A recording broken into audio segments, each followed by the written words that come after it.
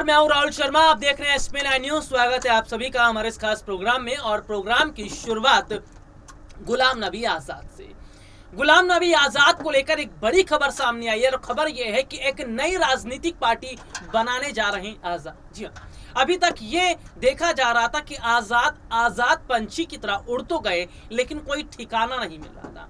जाएंगे बीजेपी में, वापस कांग्रेस में आएंगे, नई पार्टी बनेगी, ऐसे तमाम सवाल खड़े हो रहे थे। लेकिन अब ये बात निकलकर सामने आई है कि गुलाम नबी आजाद अगर नई राजनीतिक पार्टी बना रहे तो उनके साथ वो तमाम जो नेता हैं जिन्होंने कांग्रेस से इस्तीफा दिया है वो उसमें शामिल होंगे। ये एक बहुत बड़ी बात है। और सबसे बड़ी बात यह है कि गुलाम नबी आजाद की नई पार्टी को बीजेपी क्या सपोर्ट करेगी। क्या बीजेपी अगर सपोर्ट करती है तो इसका मतलब है कि बीजेपी के कहने पर आजाद ने नई पार्टी बनाई है। और गुलाम नबी आजाद ने अभी नई पार्टी बनाई तक नहीं है। एक मेगा रैली होने वाली है गुलाम नबी आजाद की, और ऐसे में यह माना जा रहा है कि गुलाम नबी आजाद जो हैं वो न सिर्फ कांग्रेस पार्टी पर निशाना साध रहे बल्कि जमकर गांधी परिवार को घेर रहे। उनका यह मानना है कि परिवारवाद की नीति कांग्रेस पार्टी में बिल्कुल ठीक नहीं है।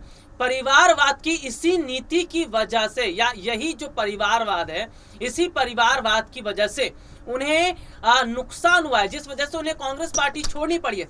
दरअसल कांग्रेस पार्टी में बड़े पद की मांग कर रहे थे गुलाम नबी आजाद। काफी समय से वो चाह रहे थे कि पार्टी में कुछ बड़ा रोल दिया जाए, जैसे कि अध्यक्ष पद हो। और सीधे तौर पर हम देख रहे हैं कि गुलाम नबी आजाद को अगर कांग्रेस पार्टी में अध्यक्ष पद की कमान मिलती है तो समझ लीजिए ये बहुत बड़ी बात होगी।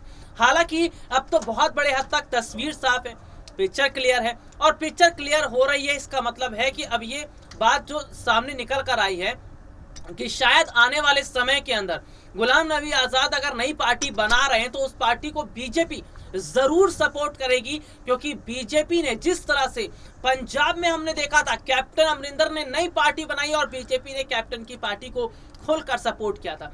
ऐसे में ये निकलकर सामने आ रहा है कि किस तरह मौजूदा समय के अंदर गुलाम नबी आजाद बहुत सोच समझकर नीति को अपना रहे हैं। गुलाम नबी आजाद की नजदीकियां बहुत पहले से बीजेपी के साथ बढ़ने लगी थी। दरअसल जिस तरह देखने को मिला था कि सभा के दौरान पीएम मोदी गुलाम नबी आजाद को लेकर बात कर रहे थे या आजाद मोदी को लेकर बात कर रहे थे, दोनों बड़े नेता जिस तरह से भावुक हुए थे, उसके बाद देखने को मिला, उसके बाद ये चीज निकलकर सामने आई कि क्या वाकई ये चीज नहीं दिखाता, क्या वाकई ये चीज नहीं बताता कि गुलाम नबी आजाद कुछ बड़ा करना चाह रहे थे, उनकी इच्छा थी कुछ अच्छा करने की, लेकिन कांग्रेस में वो हो नहीं पाया। ऐसे में कांग्रेस में अगर जो चीजें हो रही हैं या कांग्रेस में जो परिवारवाद हम देख रहे हैं, तो शायद ये जो परिवारवाद है, ये परिवारवाद कांग्रेस पार्टी को लेकर डूबता चला जा रहा है। कांग्रेस को क्यों आज डूबता जहाज कहा जा रहा है, यही इसीलिए तो कहा जा रहा है क्योंकि पार्टी की परिवारवाद की नीति ही नहीं छूट रही है। कांग्रेस का मतलब राहुल, सोनिया और प्रियंका, तो ये तीन जो चेहरे हैं ना, वही केवल दिखते नजर आ रहे हैं। तो मौजूदा समय के अंदर स्थितियां ये साफ तौर पर बता रही हैं कि भाई गुलाम नबी आजाद जैसा जो चेहरा है वो कांग्रेस से जाना, ये पार्टी के लिए अच्छी बात नहीं है। हालांकि नई राजनीतिक पार्टी बनाकर क्या भूचाल खड़ा करेंगे गुलाम नबी आजाद, या गुलाम नबी आजाद की नई राजनीतिक पार्टी बनने के बाद कैसे जम्मू कश्मीर का माहौल बनेगा। दरअसल काफी समय से हम देख रहे हैं कि घाटी का माहौल बेहतर नहीं है। यही वजह है कि गुलाम नबी आजाद को जम्मू कश्मीर में एक अलग रोल देने का काम किया जाएगा, क्योंकि जम्मू कश्मीर से एक बड़ा नाता गुलाम नबी आजाद का। और अभी हाल ही में हमने देखा है कि कई जम्मू कश्मीर के नेताओं को नजरबंद किया गया, जिनमें महबूबा मुफ्ती का नाम भी है। महबूबा मुफ्ती, जी हाँ, जो अभी हाल ही में कई बयान दे रही थी, जिस तरह की बातें कर रही थी, उससे घाटी का माहौल खराब होने लगा। तो बीजेपी जो पॉलिसी अपना रही है, इससे घाटी के जो तमाम नेता या जम्मू कश्मीर के जो तमाम बड़े नेता हैं, ये नाखुश दिखते नजर आ रहे हैं। लेकिन मौजूदा समय के अंदर जो हालात हैं, जो स्थिति है, वो कहीं ना कहीं ये जरूर बता रही है कि कैसे आज बहुत बड़े हद तक हम देख रहे हैं कि बदलाव हो रहा है, कैसे हम देख रहे हैं कि बहुत बड़े हद तक चीजें बनती या बिगड़ती नजर आ रही है। दरअसल मौजूदा समय के अंदर जो हालात है वो ये सीधे तौर पर बता रहे हैं कि गुलाम नबी आजाद का नया पार्टी बनाना ये संकेत दे रहा है कि वो अब कांग्रेस के बराबर आना चाहते हैं। वो कांग्रेस से टक्कर लेना चाहते हैं।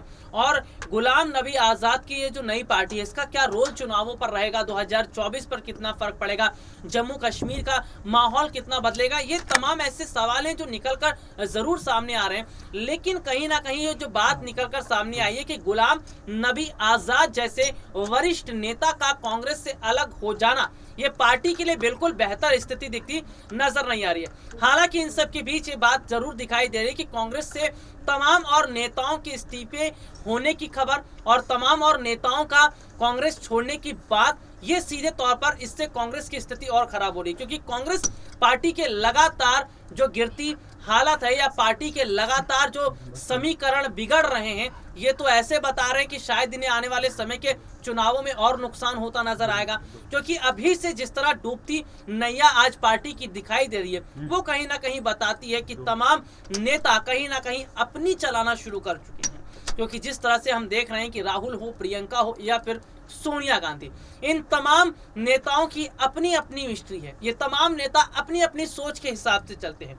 जाहिर सी बात है, कांग्रेस में अध्यक्ष पद खाली है या गांधी परिवार से अलग अगर सदस्य को अध्यक्ष पद दिया जाता तो जरूर बेहतर होता।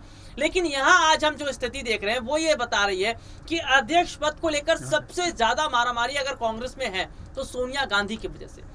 कांग्रेस पार्टी की जिम्मेदारी या पार्टी आला कमान की अगर मैं बात करूं तो पार्टी आला कमान जिस तरह से परिवारवाद को आगे बढ़ा रही है या परिवारवाद की नीति को आगे बढ़ाती चली जा रही है, तो ये किसी भी लिहाज से ठीक दिखता नजर नहीं आ रहा। क्योंकि मौजूदा समय में परिवारवाद की नीति की वजह से मुश्किलें अब पार्टी के लिए नजर आ रही है। देखिए, इस साल के अंत में गुजरात में चुनाव है, हिमाचल में चुनाव है, साल 2024 के लोकसभा चुनाव है। चुनाव से पहले इस तरह बिखर जाना पार्टी का, और चुनाव से पहले हम देख रहे हैं कि विपक्ष में आम आदमी पार्टी का बहुत बड़ा रोल दिखाई दे रहा है। आम आदमी पार्टी बहुत तेजी से आगे दिखती नजर आ रही है। लेकिन कहीं ना कहीं बीजेपी जो चाह रही थी वो हो गया। बीजेपी ये बात जानती थी कि आजाद बीजेपी में आएंगे नहीं, क्योंकि आजाद ने खुद कहा था कि पक्के कश्मीरी हैं, और पक्के कश्मीरी हैं तो भाई पक्का बीजेपी में तो जाएंगे नहीं। ये भी कह चुके हैं कि इतिहास में अगर पढ़ा है किसी को तो केवल गांधी और नेहरू को पढ़ा है। बीजेपी समझ रही थी कि अपना काम निकालना कैसे है। बीजेपी ने देखा कि आजाद अपनी नई पार्टी बना रहे हैं, या हो सकता है कि बीजेपी के साथ उनका पहले मंथन हो चुका हो जिसमें बीजेपी ने कहा कि आजाद को नई पार्टी बनानी चाहिए और हम उनको सपोर्ट करेंगे। तो यहाँ पर देखा जा रहा है कि बहुत पहले से नजदीकियां गुलाम नबी आजाद और बीजेपी की बढ़नी शुरू हो गई थी।